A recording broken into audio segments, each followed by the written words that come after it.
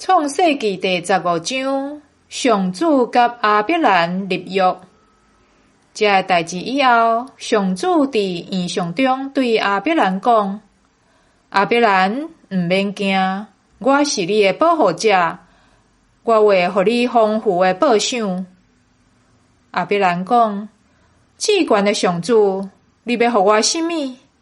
我一直无囝，要继承我的财产的是大马士革人以利以谢。”亚伯兰佫讲：“你无互我后嗣，出世伫我家内的仆人会继承我的财产。”上主对伊讲：“你的继承人毋是这个人，你亲生的才是你的后嗣。”上主就带伊出去外面，讲：“你看天，算遐个星，日渐算袂了，你的后代嘛会亲像安尼。”亚伯兰信上主，上主就甲伊算做义。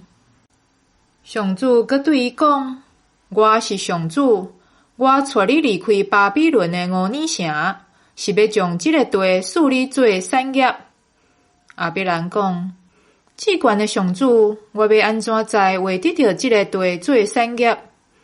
上主甲伊讲：“你去掠一只3岁的牛母，一只3岁的山羊母，一只3岁的绵油港，一只斑甲，一只粉鸟仔囝来。”伊就去掠遐个动物来，逐只对中破做2边，2边排相对，只有鸟仔无破开。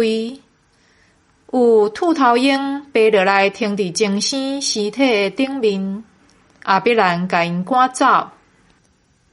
日要落的时，亚伯兰困冬眠，忽然有互人惊吓的大黑暗打我。上主对亚伯兰讲：“你一定得知，你的后代会寄居伫别人的地，做遐个人的奴隶，受苦400年。欺压因的国家，我会甲因审判。后来因会带真侪财物对遐出来。你会食长岁寿，互人安葬，平平安安回去恁祖先遐。到第4代，因会倒来食，因为阿摩利族的罪还未贯满。”日落天暗，忽然有出现的炉甲跌倒的火把，对遐个破平的肉的中间经过。